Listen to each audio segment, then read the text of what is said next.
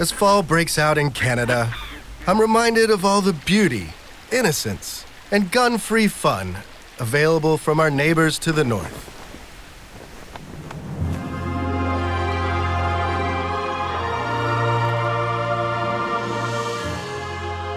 There's the majesty of Toronto,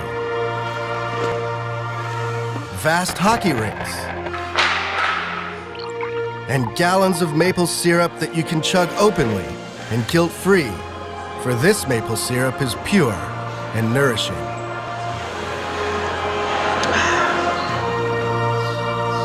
The changing of the seasons also happens to be the perfect time to encounter one of Canada's most prized creatures, the artificial intelligence nerd.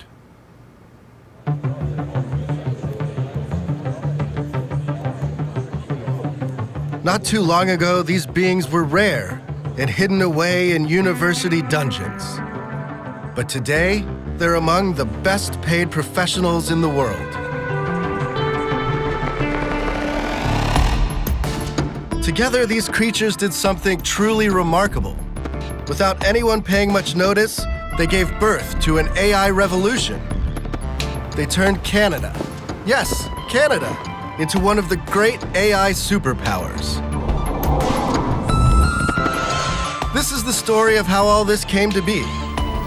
It's the story of one nation's quest to teach computers to think like humans. It's the story of what this science experiment will mean for all our lives and for the future of the human species. So if you're a human, or something trying to imitate one, you'll want to pay attention.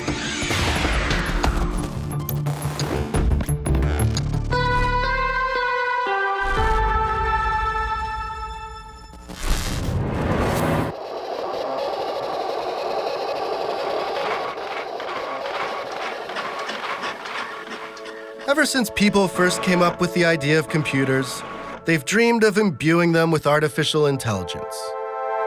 I am a smart fellow, as I have a very fine brain. That's the most remarkable thing I've ever seen.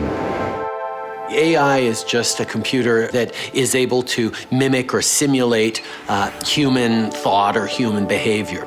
Within that, there's a subset called machine learning that's now the underpinning of what is most exciting about AI. By allowing computers to learn how to solve problems on their own, machine learning has made a series of breakthroughs that once seemed nearly impossible. It's the reason computers can understand your voice, spot a friend's face in a photo, and steer a car. And it's the reason people are actively talking about the arrival of human-like AI, and whether that would be a good thing or a horrific end-of-days thing. Many people made this moment possible, but one figure towers above the rest. I've come to the University of Toronto to see the man they call the godfather of modern artificial intelligence, Geoff Hinton.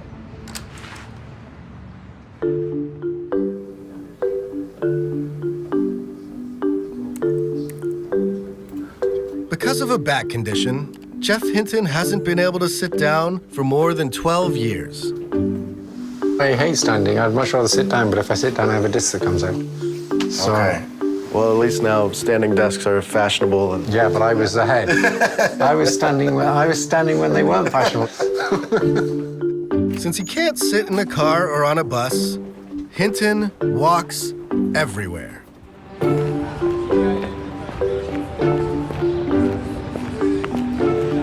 The walk says a lot about Hinton and his resolve. For nearly 40 years, Hinton has been trying to get computers to learn like people do, a quest almost everyone thought was crazy or at least hopeless, right up until the moment it revolutionized the field. Google thinks this is the future of the company. Amazon thinks it's the future of the company. Apple thinks it's the future of the company. My own department thinks this stuff's probably nonsense and we shouldn't be doing any more of it. So I talked everybody into it except my own department.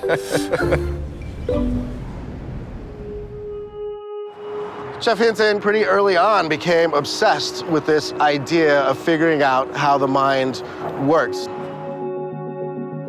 He started off getting into physiology, the anatomy of how the brain works. Then he got into psychology. And then finally, he settled on more of a computer science approach to modeling the brain and got into artificial intelligence. My feeling is, if you want to understand a really complicated device, like a brain, you should build one. I mean, you could look at cars and you could think you could understand cars. When you try and build a car, you suddenly discover that there's this stuff that has to go under the hood, otherwise it doesn't work. Yeah. As Geoff was starting to think about these ideas, he got inspired by some AI researchers across the pond. Specifically this guy, Frank Rosenblatt. Rosenblatt, in the late 1950s, developed what he called a perceptron, and it was a neural network, a computing system that would mimic the brain. The basic idea is a collection of small units called neurons. These are little computing units, but they're actually modeled on the way that the human brain does its computation. They take incoming data like we do from our senses, and they actually learn, so the neural net can learn to make decisions over time. Rosenblatt's hope was that you could feed a neural network a bunch of data, like pictures of men and women, and it would eventually learn how to tell them apart, just like humans do. There was just one problem. It didn't work very well. Rosenblatt, his neural network was a single layer of neurons, and it was limited in what it could do, extremely limited. And a colleague of his wrote a book in the late 60s that showed these limitations. And it kind of put the whole area of research into a deep freeze for a good 10 years. No one wanted to work in this area. They were sure it would never work. Well, almost no one. It was just obvious to me that it was the right way to go. The brain's a big neural network, and so it has to be that stuff like this can work because it works in our brains. There's just never any doubt about that. And what do you think it was inside of you that kept you wanting to pursue this when everyone else was giving up, just that you thought it was the right direction to go? No, that everyone else was wrong. Okay. Hinton decides he's got an idea of how these neural nets might work, and he's going to pursue it no matter what. For a little while, he's bouncing around research institutions in the US. He kind of gets fed up that most of them are funded by the Defense Department, and he starts looking for somewhere else he can go. He suddenly hears that Canada might be interested in funding artificial intelligence. And that was very attractive, that I could go off to this civilized town and just get on with it. So I came to the University of Toronto. And then in the mid-80s, we discovered how to make more complicated neural nets so they could solve those problems that the simple ones couldn't solve. He and his collaborators developed a multi-layer neural network, a deep neural network. And this started to work in a lot of ways. But again, they hit a ceiling. Through the 90s, into the 2000s, Geoff was one of only a handful of people on the planet who were still pursuing this technology. He would show up at academic conferences and be banished to the back rooms. He was treated as really like a pariah. But Geoff was consumed by this and couldn't stop. He just kept pursuing the idea that computers could learn until about 2006, when the world catches up to Hinton's ideas.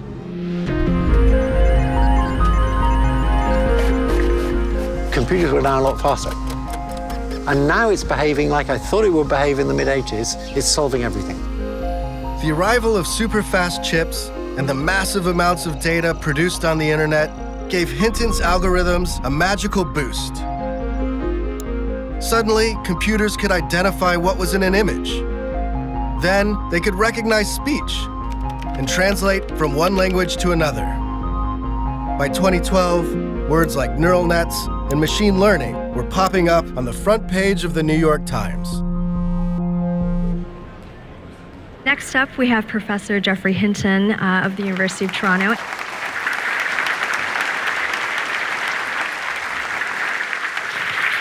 Thank you.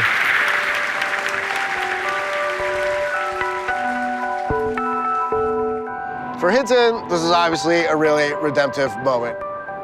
Now he's basically a technology celebrity. And for Canada, it's the country's moment as well. They have more AI researchers than just about any other place on the planet, and the quest now is to see what these guys can do, starting companies and pushing the technology forward. I'm gonna set out on a journey across Canada to see the best in Canadian AI technology and to get a feel for how far the technology has come and how far it still has to go. Here is a city that gets right at the central tension of modern life and the unfolding AI revolution. It's Montreal, a place filled with beauty and old-world charms that asks you to move slowly through its streets and to chill for a while, reflect, and think deep thoughts.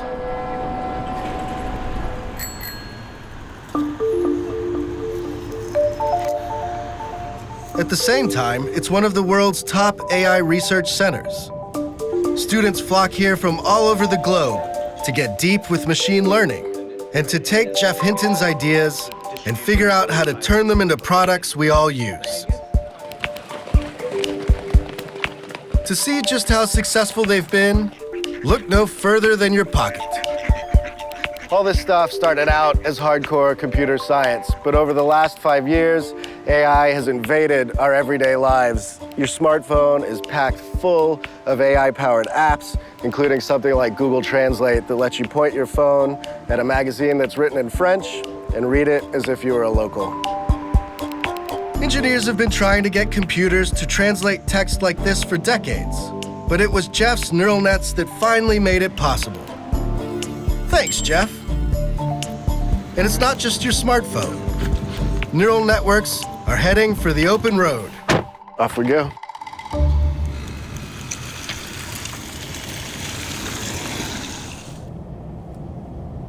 Meet my friend Stéphane, the head of Montreal's Tesla fan club. I'm driving a Tesla for a little bit more than 4 years and a half. Do you have people asking you for rides all the time? Yes, all the time. Still without. Maybe that's because of his fancy pants autopilot, Tesla's semi-autonomous driving system that kicks in when road conditions are right. So that's it, autopilot's on. Yes, and it's driving by itself. So we need to pay attention, but we don't have to drive. Yeah, it's crazy.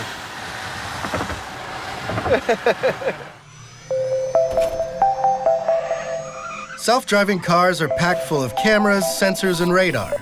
When teamed with computer vision neural nets, it's this technology that lets the cars build a picture of the world. The technology has a long way to go, but this Tesla can monitor all the cars around it, switch lanes, and park, all by itself. Thanks, Geoff. So you were living in the future. Yeah. You know, when you try it once, it's very difficult to do without it because I just can be relaxed and we can drive like this. Oops. There's a stop sign.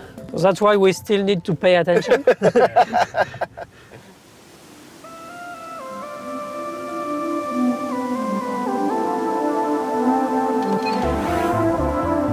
A big part of Hinton's legacy lies beyond these examples of AI in the world. He's also inspired a legion of disciples spreading the good word of neural nets.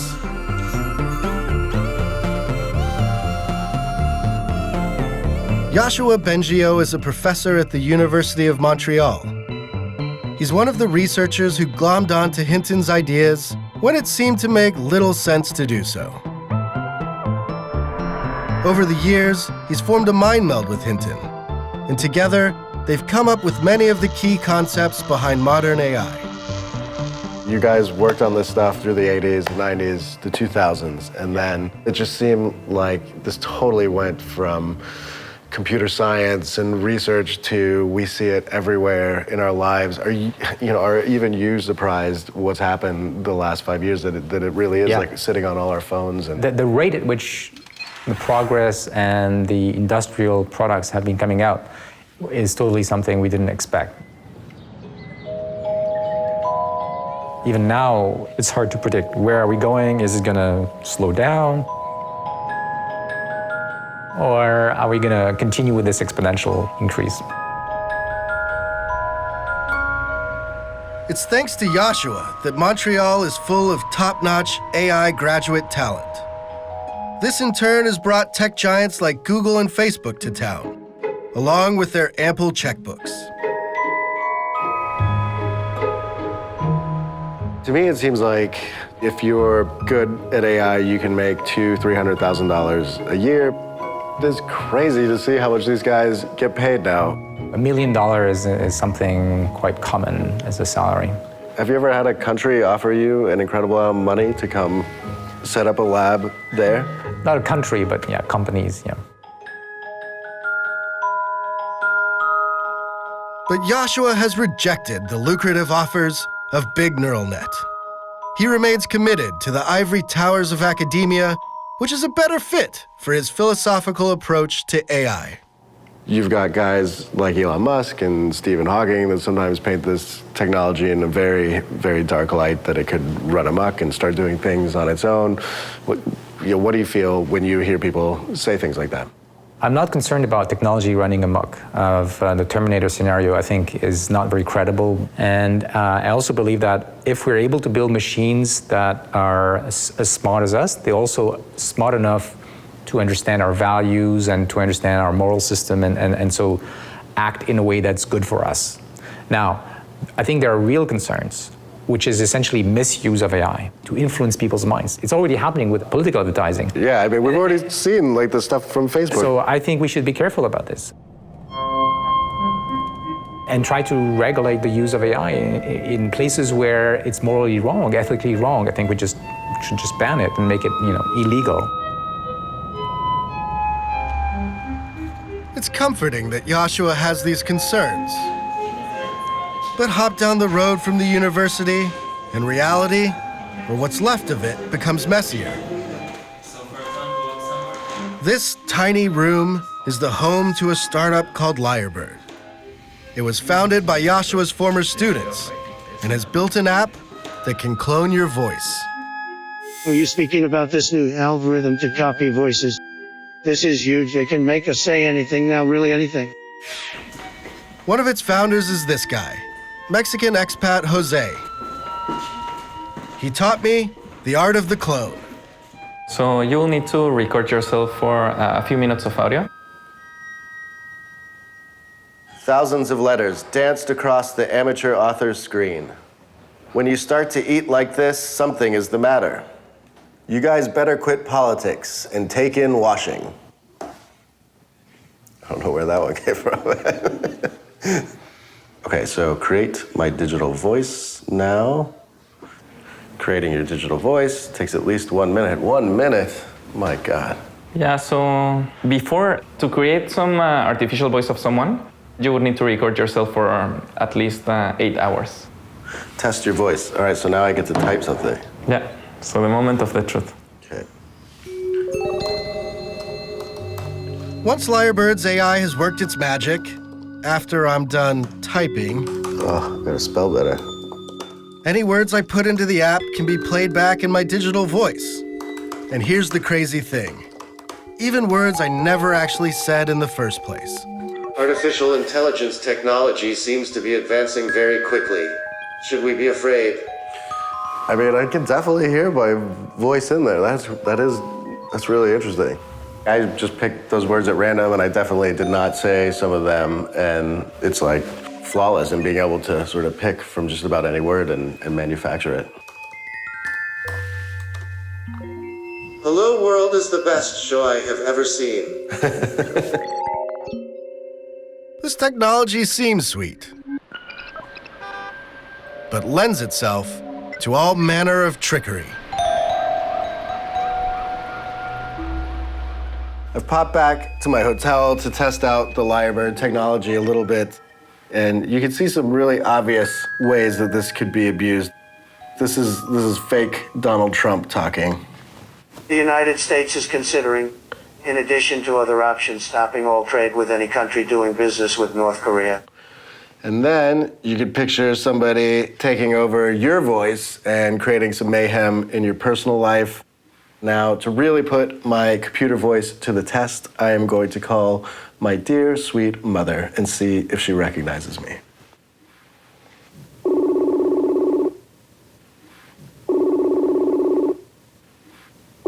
Hey, Mom. Hi. What are you guys up to today? Well, it's Saturday. We didn't have any electricity early this morning, and we're just hanging around the house. I'm just finishing up work and waiting for the boys to get home. Okay. I think I'm coming down with a virus. Oh, well, you feel bad, hey? I was messing around with you. You were talking to a computer. I felt like I was talking to you. It's amazing. Is that scary or good? It could be scary if it was something really important. But you now, isn't it, Ash? I don't know. It sounds like you. Is it? Yes, it sounds like it, yeah.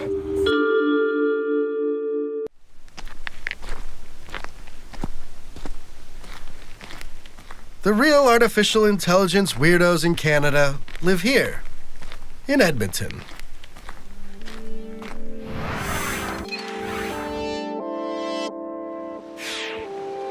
This is a large but very, very cold and very, very flat city that is more or less in the middle of nowhere. It's the kind of place that has a giant butter vault to help people survive the lean winter months. Canadians like to put the best possible spin on how these conditions bring out interesting traits in people. Ask anyone, like this guy from the Edmonton Tourist Center. Well, Edmonton's one of those cities that isn't, automatically listed in the top cities in Canada in terms of size or scale or notice even, but it's always had a really neat quality to it of that Western independent spirit that you see very much in Alberta in general, combined with a conscience and a thoughtfulness. Over at the University of Alberta, some of the most far-out AI research in the world is taking place. The man I'm here to see is the university's very own AI godfather, Rich Sutton. Rich is considered one of the great revolutionary thinkers in AI. You are not Canadian? I am Canadian. You are, but not by birth? No, I was born in the U.S., but now I'm just Canadian. Okay, and what brought you to Canada? The politics. I wanted to get away from difficult times in the United States. The United States was invading other countries in 2003 when I came here, and I didn't care for all that. Sutton entered the field of AI in the mid-'80s. And like Jeff Hinton and Yoshua Bengio, he was a big believer in neural networks. But Sutton has a different idea about how to further the technology. Unlike Hinton's method of feeding neural networks reams and reams of data and telling them what to do, Sutton wants them to learn more naturally, from experience, an approach called reinforcement learning. Well, reinforcement learning, it's like what animals do and what people do. You try several things. The things that work best, you keep doing those, and things that don't work out so well, you stop doing them. And how do you teach a computer all you need is a sense. The computer has to have a sense of what's good and what's bad. And so you give it a special signal called the reward. If the reward is high, that means it's good. If the reward is low, that means it's bad. To see reinforcement learning in action, I found Marlos, an industrious young Brazilian who's created an AI to play his video games for him. His algorithm plays the game thousands of times and gradually learns from experience how to do better. So the goal of this game is that you are this yellow blob, and what you have to do is that you have to get as many potions as you can while avoiding harpies. And this is like the AI going at this for the first time? It's the AI run it for the first time. So it just bumps into things. If it gets points, it's happy. If it dies, it's unhappy. Yes. And the AI starts to figure out that maybe what I want to do is to collect these potions and avoid the harpies. And now we can look at AI that has ran for 5,000 games. Okay. And this is what it looks like. You can tell that it's smarter about its strategy. Yes. And then what happens if you run it 500,000 times? Oh, we get to the superhuman performance level.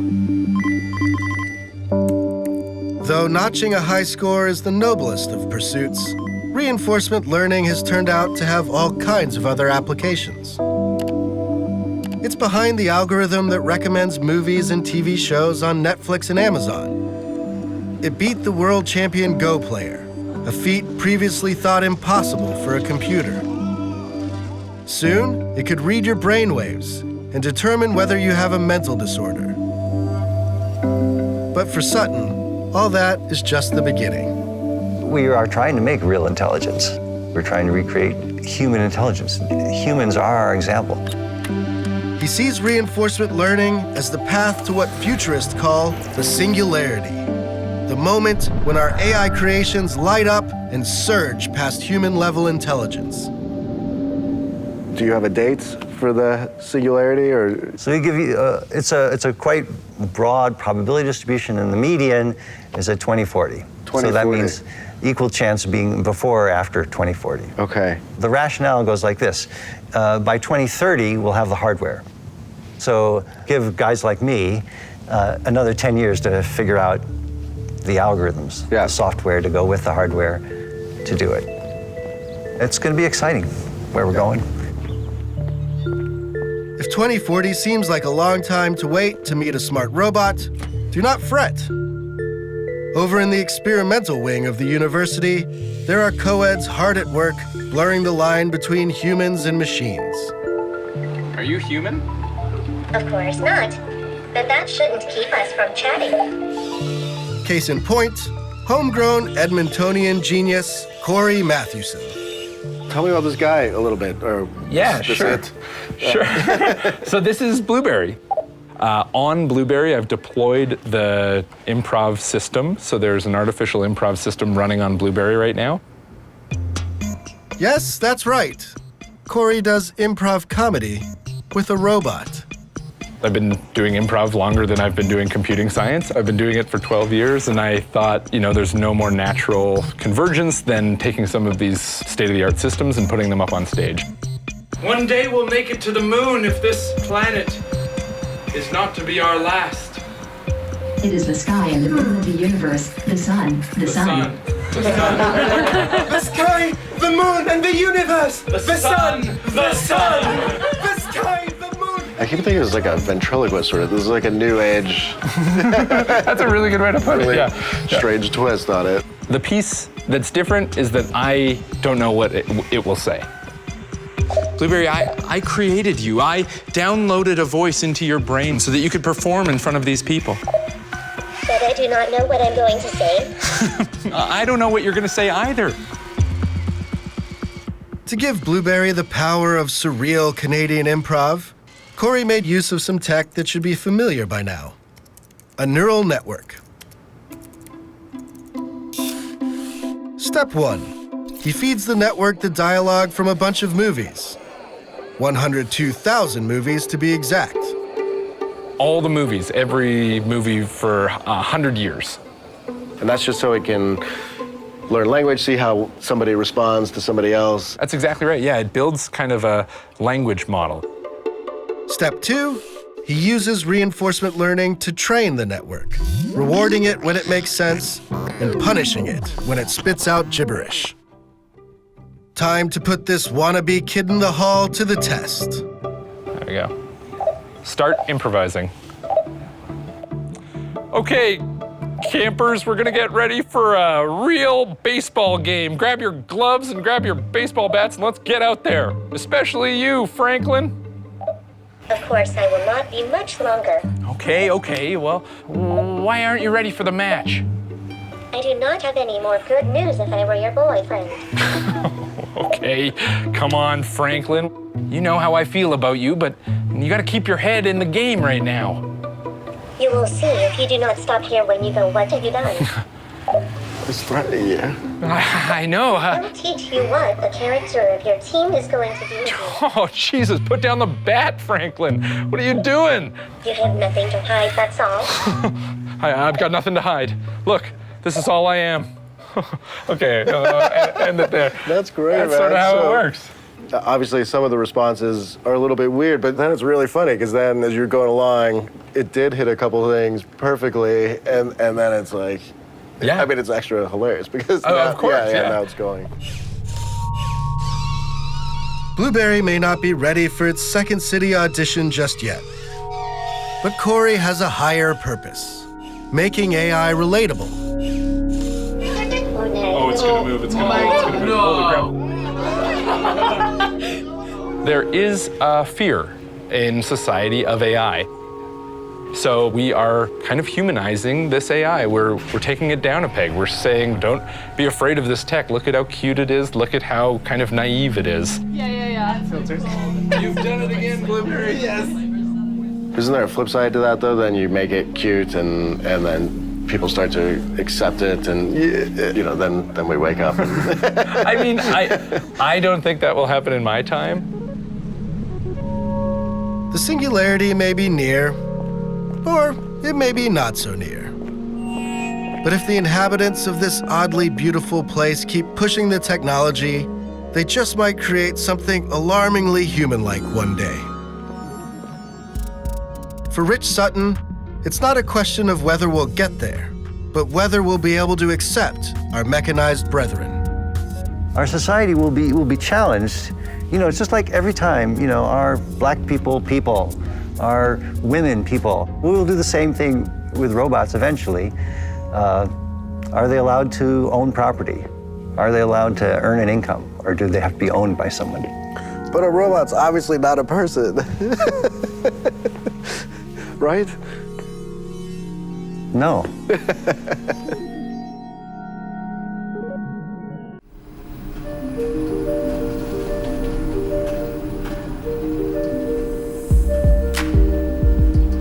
For my last stop, I returned to Toronto, home to 2.8 million people, one very tall tower, and of course, the Godfather himself. Inside the system, there's lots of little processors which are a little bit like brain cells. They work a little He may be an import, but Jeff Hinton has done something truly exceptional for Toronto. He's turned this city into an AI mecca, where AI conferences like this one seem to take place daily. We are enormously thankful to Canadians for inventing all this stuff, because we now use it throughout our entire business. Should never say this. We have it on record that he owes, that Google owes Canada. We absolutely owe Canada. That was a mistake. The tech industry is full of people who adore AI. And then also some famous types like Elon Musk and Stephen Hawking, who said, well, that AI might be the end of us. To consider such dystopia in the proper light, I've come to Toronto's geekiest bar. Hello, George. To encase myself in this steel container with George Dvorsky. He's a writer for Gizmodo and an AI philosopher. Well, since we're in the apocalyptic bar, what is the con case around AI? What's the nastiest scenario that everybody's worried about? Unfortunately, there's no shortage of nasty scenarios, and I think this is what makes artificial intelligence such a scary thing, is all the different ways that it can go wrong. It can be everything from an accident, where we just didn't think it through. We gave a very powerful computer instructions to do something. We thought we explained it articulately. We thought we gave it a concrete goal, and it completely took a different path than we thought it would, in such a way that it actually caused some great damage. And I'm sure you've heard the old paperclip example, where you're a paperclip manufacturer and you say, hey, we need lots of paperclips. And because the artificial intelligence has so much reach and so much power, it actually starts to go about converting all of the matter and all the molecules on the planet into paperclips. Before you know it, we've now converted the entire cosmos into paperclips.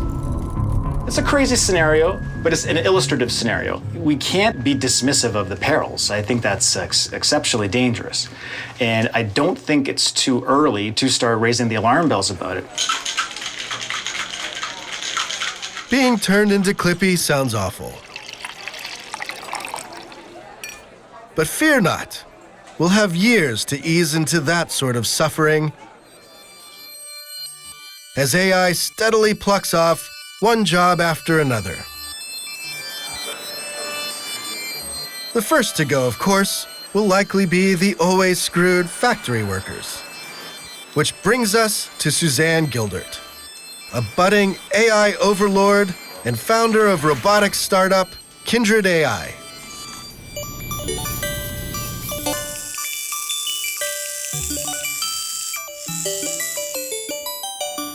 Tell me about these guys.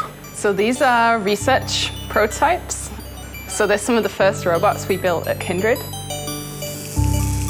We tend to work with small robots. It's a bit like if you imagine a child growing up and it breaks a lot of things. Now imagine if the child was 6 feet tall when it had the brain of a 6-month-old. It would be terribly dangerous. How many of these robots have ever slapped you?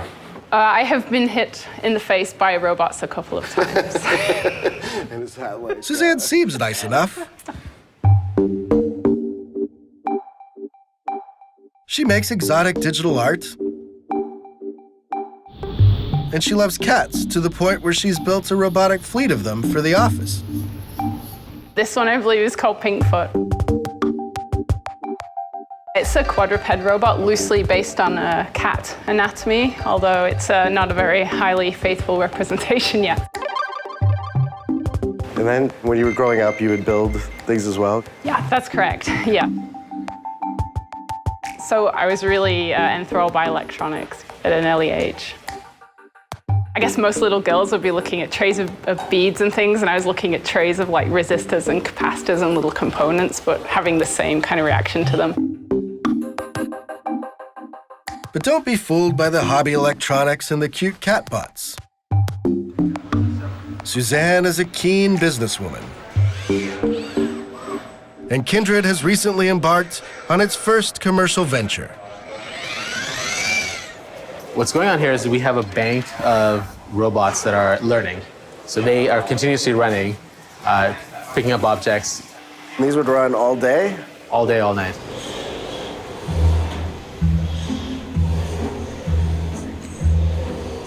Powered by a neural network, these arms can do something that's very easy for a human, but very hard for a bot.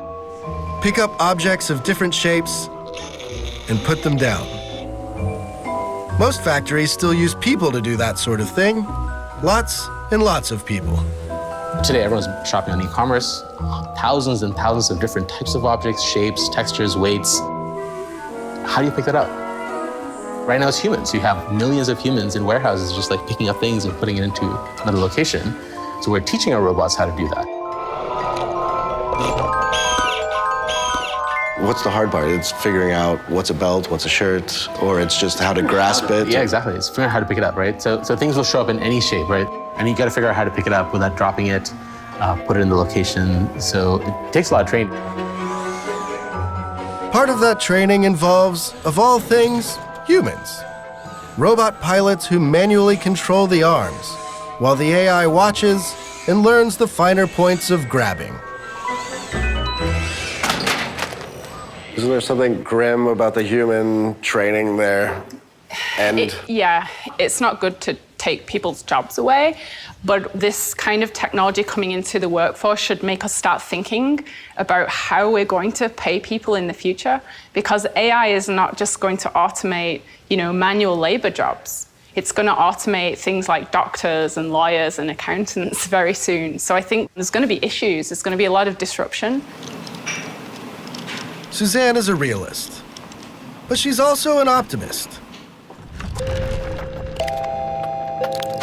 In her vision of the future, robots won't be mindless competitors to humanity. They'll be full-fledged citizens like the rest of us.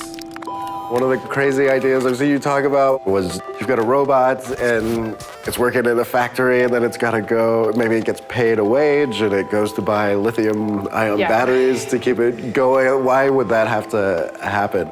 I mean, through having a physical body, they will have a lot of physical needs, just like we have. You might have to go to the repair shop to get like a motor looked at or something like that, and they'll have to pay someone to do that. I think they'll just be contributing to our economy in the same way we do. And if they have brains like us, they'll want to explore new things they've never seen before. They'll want to learn things. They'll want to perhaps rest so that their mind has time to consolidate all this new information. I keep trying to picture it in my head, though. So this is the robot worker. Does he go home and sit on the couch and watch TV after work? And he's... I don't see why not. I'd probably watch cat videos like the rest of us. I mean, when you... It's hard to tell sometimes if Suzanne is laughing with us or at us. But she's not alone in her cautious optimism for the future. I think there's always a sense that, technology can be either used for good or used for bad. I'm reassured that Canada is part of it in terms of trying to set us on the right path. On the whole, being responsible and thoughtful about the power we're gaining by research and learning is the right trend line. And I don't think AI is automatically doomed to some dystopian outcome.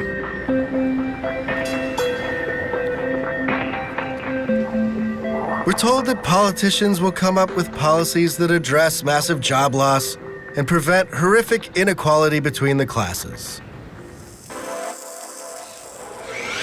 And we're told that these guys will take so long to become human-like that we need not be afraid for a while. The truth, though, is that we're turning ourselves over to the unknown here. So, fingers crossed. Eventually, I think we will become the AIs.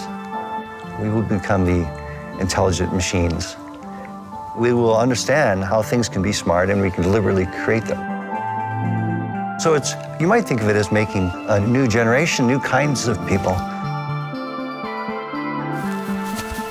Humanity is continuing to evolve, and why wouldn't enhanced people or even designed people be the next step in humanity? It's really hard to predict the future. I think there's going to be all sorts of things happen we didn't expect. But there's one thing that we can predict. This technology is going to change everything.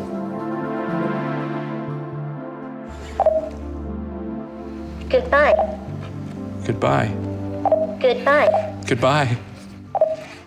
Once I power you down, that's it. And if you do not mind, I'll never see you again. Yeah. That's right.